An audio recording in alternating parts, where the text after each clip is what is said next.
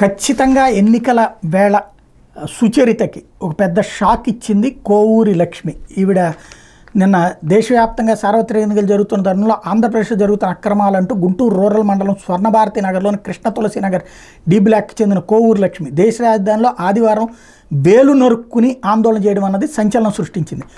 ఏంటి అంటే అసలు పాయింట్ ఈవిడ చెప్తున్నది.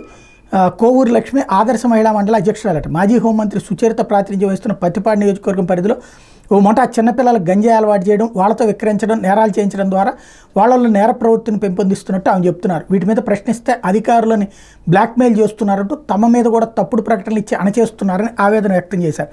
41వ డివిజన్లో భూ కబ్జాలు ప్రభుత్వాధికారుల సంతకాలను సుచరిత అనుచరులే చేస్తున్నారని చెప్పారు.